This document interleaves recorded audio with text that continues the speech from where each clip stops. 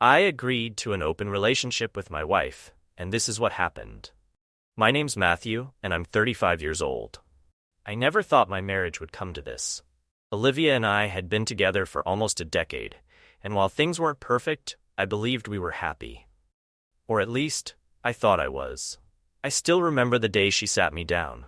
Her expression was serious, her hands fidgeting with her wedding ring, something she only did when she was nervous. I had no idea what was coming, but I could feel the shift in the air. My heart started to pound, sensing trouble before her lips even moved. "Matthew," she said softly, avoiding my eyes. "I've been thinking about us." A knot formed in my stomach. The way she said us felt heavy, like something was about to break. "We've been together for a long time," she continued, her voice shaky, "and I love you. You know I do, but I feel like something's missing." I swallowed hard, trying to calm the sudden panic rising in my chest. "Missing? What do you mean?" She finally met my gaze, and I could see the conflict in her eyes. "It's not that I don't love you. I do, Matthew, but I've been feeling restless. I've been thinking about how people change over time, and maybe it's natural to want different experiences with different people." I couldn't believe what I was hearing. My mind raced, trying to make sense of her words. "Different experiences?" I echoed, my voice barely above a whisper. She took a deep breath, as if gathering the courage to say the next part. "I've been wondering if we should consider an open relationship." Her words hit me like a punch to the gut. For a moment, I didn't even know how to respond. An open relationship? The woman I loved, the woman I had built a life with, was asking if she could be with other people. The thought made me feel sick. "Are you serious?" I managed to say, my voice shaky. Olivia nodded, biting her lip. "I've been thinking about it for a while. I love you, Matthew, but I think this could help us. It doesn't mean I want to leave you or that I don't care about our marriage. I just feel like I need more." More. That word echoed in my mind. It felt like I wasn't enough for her anymore. I had always done my best to be a good husband, to make her happy, but now it felt like all of that was being thrown aside. She wanted more. From other people. My first instinct was to scream, to beg her to stop this madness, but I couldn't. I was frozen, staring at the woman I thought I knew, wondering if I had been blind all along. My throat tightened, and my heart ached in a way I couldn't describe. "What does that even mean for us?" I finally asked, my voice barely holding together. "Do you want to sleep with other people?" She winced at the bluntness of my words but nodded. "It wouldn't be just about that, Matthew. It's about exploring things we haven't experienced yet. I don't want to hurt you. That's the last thing I want. I want us to stay together. But I also think we need to grow as individuals." I felt the room closing in on me, suffocating. I couldn't breathe, couldn't think. How could she say she didn't want to hurt me, but then ask me to share her with someone else? The thought of her with another man made my blood boil, but more than that, it broke something inside me. "What if I say no?" I asked, my voice barely above a whisper. She hesitated, her face tightening with emotion. "I don't know," she admitted. "I don't want to lose you, Matthew, but I also can't pretend these feelings aren't there." There it was, the ultimatum, hanging between us like a heavy cloud. I felt like I was being asked to choose between two impossible options, either lose her by saying no or lose her in another way by saying yes. I felt trapped. I stood up, pacing the room as my thoughts raced. This wasn't something I had ever imagined for us. We were supposed to be partners, soulmates. How could she just throw this at me and expect me to be okay with it? But then a darker thought crept into my mind. What if I said no, and she left me anyway? What if, in trying to hold on to the marriage I knew, I pushed her away? I couldn't bear the idea of losing her completely. "I don't know if I can do this," I finally said, my voice trembling. "But I also don't want to lose you." Her eyes filled with tears as she stood up and came closer, reaching for my hand. "I don't want to lose you either. I'm just trying to figure out how we can both be happy." I looked into her eyes, seeing the woman I fell in love with, and I realized that, despite everything, I still loved her deeply. Even though this idea of an open relationship tore me apart inside, I wasn't ready to let go. I couldn't bear the thought of her walking out of my life. Against all the screaming voices in my head, I nodded. I whispered, "Let's try it." As soon as the words left my mouth, I felt a sinking feeling in my chest, like I had just signed away a part of myself. Olivia hugged me tightly, but I felt distant, like I was already losing her. And in that moment, I knew nothing would ever be the same again. The next few days after I agreed to the open relationship were a blur. Olivia was more affectionate than usual, almost as if she felt relieved, but I couldn't shake the gnawing pit in my stomach. Everything felt fragile, like a house of cards waiting to collapse. I kept telling myself that I'd made the right decision, that this was the only way to keep her.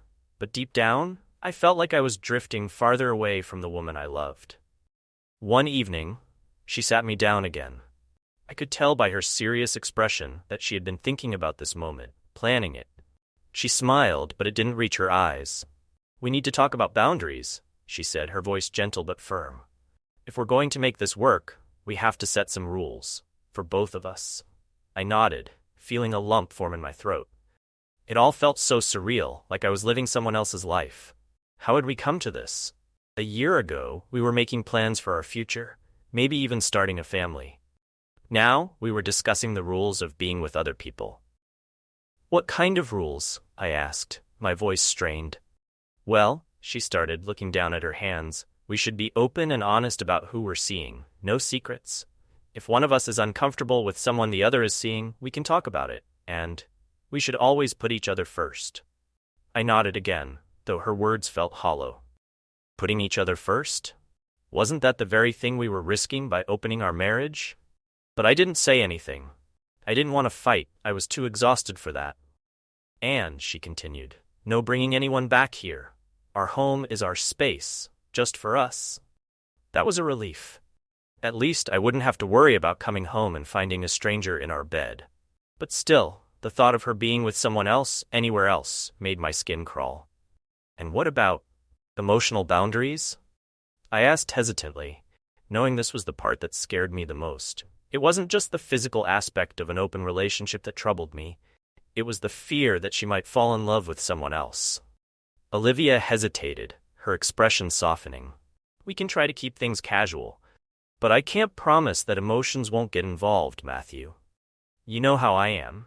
I don't do well with just physical connections." My heart sank at her words.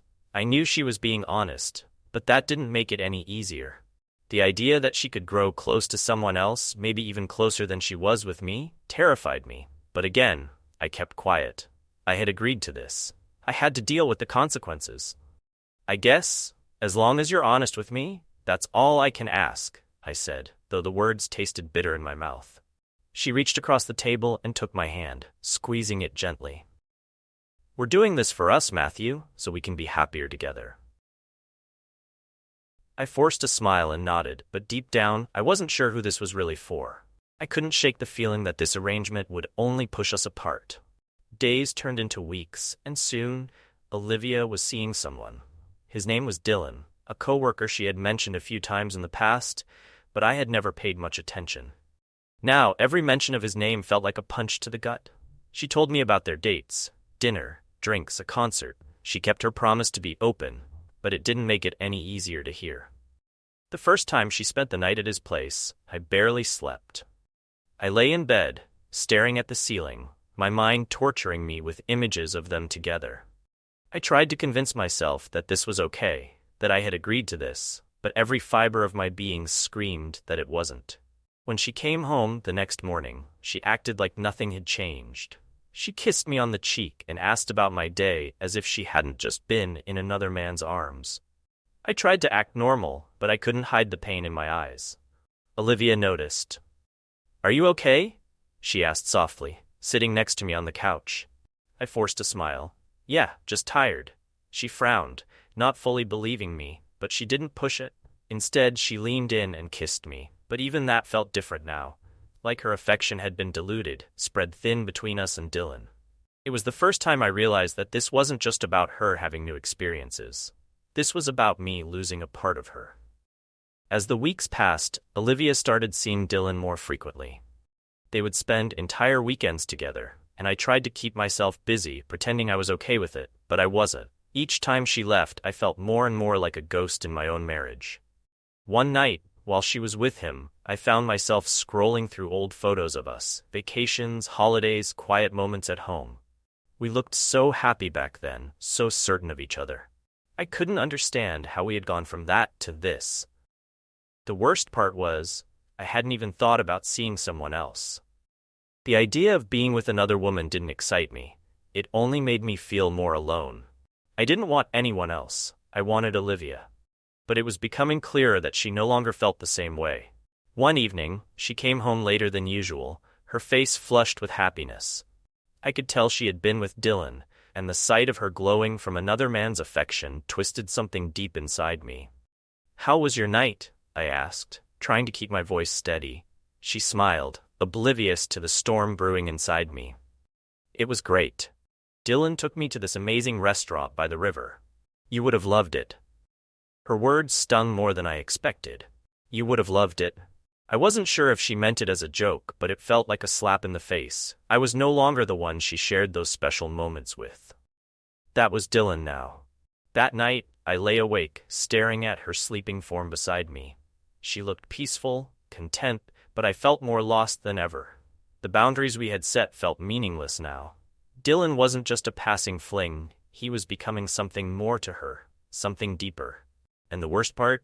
I was starting to wonder if there was anything left for me in this marriage at all. Jealousy is a slow poison. It doesn't strike all at once. Instead, it seeps into every part of your mind, creeping into moments where you least expect it. At first, it was just a flicker of discomfort whenever Olivia mentioned Dylan's name. But as the weeks passed, that flicker grew into a roaring fire, and I couldn't put it out. It wasn't just about the time she spent with him anymore. It was the way she talked about him, her face lighting up with excitement, the way she smiled when she recalled something funny he'd said. She didn't look at me like that anymore. Every story about Dylan felt like a knife twisting in my gut, and I couldn't stop it. One night, Olivia was getting ready to go out again. She was standing in front of the mirror, adjusting her dress, her hair falling perfectly around her shoulders. I watched her from the doorway, feeling that familiar pang of jealousy gnaw at me. "You look nice," I said, trying to keep my voice light, but even I could hear the tension in it. "Thanks," she replied, not even looking at me. Her focus was entirely on her reflection, on how she would look for him. I wanted to tell her not to go. I wanted to beg her to stay with me, to spend time together like we used to, but I couldn't. That wasn't the deal.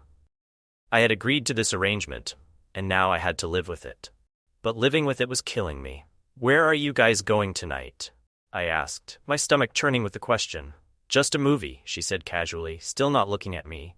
"Nothing big." A movie. It sounded so innocent, so mundane, but I knew what came after.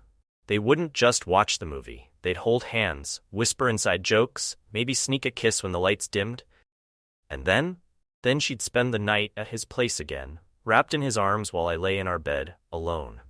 "Right," I muttered, feeling the weight of my words. "Sounds fun." She finally turned to look at me, sensing the unease in my voice. "Matthew, are you okay? You've been distant lately." I stared at her, struggling to find the right words. How was I supposed to tell her that I was unraveling? That I couldn't stand the thought of her being with someone else, even though I had agreed to it? "I'm fine," I lied. It had become second nature by now. She frowned, clearly not convinced, but she didn't press the issue. Instead, she grabbed her bag and walked toward the door. "I'll be back tomorrow morning. Don't wait up." I watched her leave, the door closing softly behind her, and the silence in the apartment was deafening. It was always like this when she left. The walls felt too close, the air too heavy. I tried to distract myself, reading, watching TV, anything to drown out the thoughts in my head. But nothing worked. Hours passed, and I found myself pacing the living room, my mind racing with images of her and Dylan. What were they doing right now? Was she laughing at something he said, leaning into him the way she used to lean into me? Was she thinking about me at all, or had I become nothing more than an afterthought in her life? The jealousy was suffocating.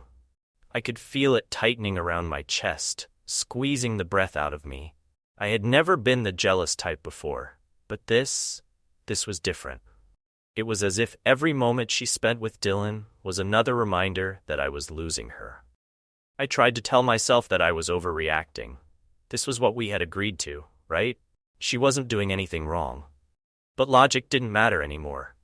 All I could think about was how much time she was spending with him, how much more she seemed to enjoy his company than mine. I had never felt so powerless in my own marriage. The next morning when Olivia came home, I tried to act normal.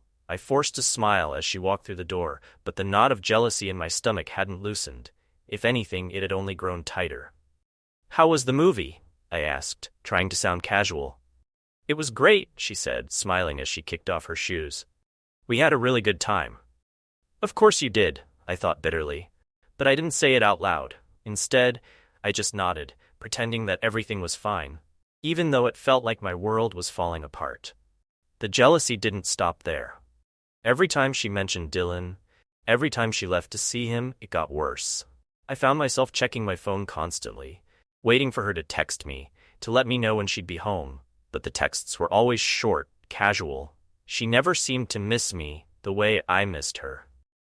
One night, I made the mistake of scrolling through her social media. There were pictures of her and Dylan, nothing too obvious, just group shots from work outings or casual photos at restaurants. But I could see it in her eyes, the way she smiled at him, the way she stood, just a little too close. It was all there, right in front of me. I slammed my phone down, feeling the bile rise in my throat. What was I doing? Why was I torturing myself like this? But I couldn't stop. It was like I was searching for confirmation of what I already knew, that I was losing her bit by bit to him. That night when Olivia came home, I couldn't hold it in any longer. The jealousy, the frustration, the anger, it all came pouring out. "We need to talk," I said, my voice shaking. She looked at me, surprised. "About what?" "About this," I said, gesturing vaguely. "About us." She frowned, sitting down on the couch. "What's going on, Matthew? You've been acting strange for weeks." I ran a hand through my hair, struggling to find the words. I'm jealous, Olivia. I know I agreed to this, but I can't handle it. Seeing you with him, knowing you're spending all this time together, it's tearing me apart." Her face softened, and for a moment I thought she might understand. But then she shook her head, her expression growing distant. "Matthew, I told you from the beginning that this wouldn't be easy," she said quietly. "But you agreed. You said you wanted to make this work." "I did," I said, my voice barely above a whisper. "I still do, but it feels like you're slipping away from me," she sighed, rubbing her temples. "I'm not slipping away. I'm right here. You just need to trust me." Trust. That word felt so hollow now. How could I trust her when every time she left, I felt like I was losing another piece of her? "I'm trying," I said, my voice cracking, "but I don't know how much longer I can do this." For the first time, Olivia looked at me with something other than frustration or confusion.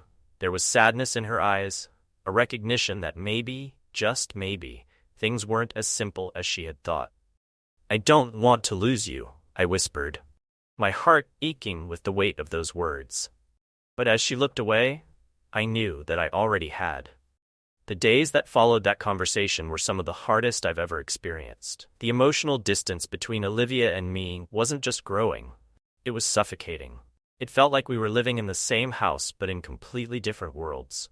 We spoke less, avoided eye contact, and whenever we were together, the silence between us was loud. Painfully loud. Every morning I'd wake up to the empty side of the bed, a reminder that she had spent the night somewhere else. Dylan's place, of course. I'd lie there for a few minutes, staring at the ceiling, wondering how it had come to this. When we got married, I never imagined we'd be here. Strangers living under the same roof, barely holding on to the threads of a broken relationship. One evening, I came home from work to find Olivia sitting at the dining table, her face illuminated by the dim light overhead. She had a glass of wine in front of her, half drunk, and she didn't look up when I entered. It was almost as if she didn't care that I was there. That hurt more than anything else. I dropped my bag by the door and stood there, staring at her, waiting for her to acknowledge me. But she didn't. She just sat there, swirling the wine in her glass, lost in her thoughts. It was like I didn't even exist to her anymore. "Olivia," I said, my voice breaking the silence. She finally looked up, her eyes tired, distant. "Hey," she muttered, her voice devoid of any warmth. My heart sank at the thought of that. Space. It felt like the first step toward an ending I wasn't ready to face. But at the same time, I knew she was right. We couldn't keep pretending that everything was fine when it clearly wasn't. "Do you think space will help?" I asked, my voice shaky. Olivia looked at me, her eyes filled with a sadness that mirrored my own. "I don't know," she said quietly, "but I think it's worth a try." The weight of her words settled over me like a heavy blanket, suffocating and cold. I had never imagined we'd get to this point, where the only solution we could see was to put distance between us. But here we were, both lost and unsure of what came next. We sat in silence for a while after that, both of us lost in our thoughts.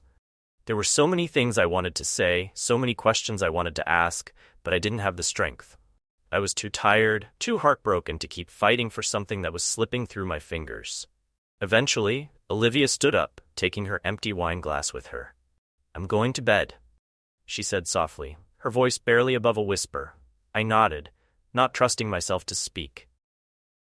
As she walked away, I felt the weight of our situation settle deep in my chest. The woman I had loved for so many years was slipping away, and no matter how hard I tried to hold on, I couldn't stop it. And for the first time, I wondered if maybe I wasn't supposed to. I didn't sleep that night. I tossed and turned, my mind racing with thoughts of Olivia, of us, of everything we had become. I kept asking myself if this was really the end, if after all these years together, this was how our story would close. Two people who loved each other but couldn't find a way back. The next morning, I found her in the kitchen, sipping coffee at the counter, looking out of the window. She didn't notice me at first, and for a moment, I just watched her. She looked tired, drained, like the weight of our relationship had worn her down, just like it had me. I couldn't keep living like this, caught in the limbo of a love that felt more like a battle every day. I knew I had to confront her, to finally lay everything on the table and demand some sort of resolution. The uncertainty was killing me. "Olivia," I said softly, walking toward her. She turned around, her eyes widening slightly as if she wasn't expecting me. "Hey," she muttered, her voice distant. I didn't bother with small talk. I couldn't. I went straight to the point, my heart pounding in my chest. "We need to talk. Really talk. I can't keep doing this anymore." She sighed, setting her coffee cup down, and I could see the exhaustion in her eyes. "Matthew, I don't know what else there is to say. We've been over this." "No, we haven't." I cut her off, my voice sharper than I intended. "We've been dancing around the truth for weeks, Olivia. I've been watching us fall apart, and I feel like I'm the only one trying to hold us together." She blinked at me, clearly taken aback by my tone. But I wasn't holding back anymore.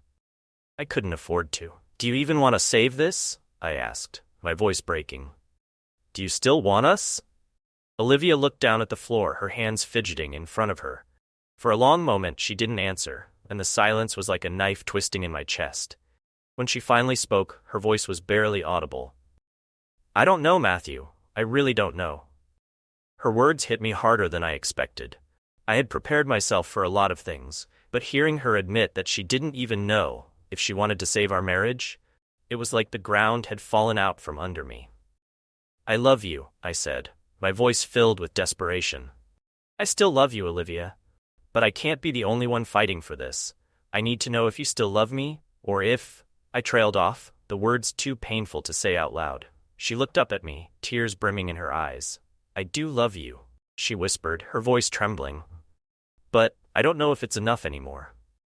I felt like I'd been punched in the stomach. The air was sucked out of the room, and all I could do was stare at her, my heart shattering into 1,000 pieces. "What does that mean?" I asked, my voice barely above a whisper. She wiped at her eyes, her hands shaking. "It means, I'm not sure we can come back from this. I'm not sure we should." Her words echoed in my mind, and for a moment, I couldn't speak. I felt frozen, paralyzed by the realization that this was it. This was the moment where everything changed. "I never wanted to hurt you," Olivia continued, her voice breaking. I thought an open relationship would bring us closer, that it would somehow make us stronger. But I was wrong. I see that now. And I know I've hurt you in ways I never imagined I would." I swallowed hard, trying to keep my composure. "So what are you saying? That it's over?" She looked at me, her eyes filled with sorrow. I think it has to be, Matthew. The words hung heavy in the air, and for a second, I felt like I couldn't breathe. My chest tightened, and the reality of what she was saying crashed over me like a tidal wave. She was ending it.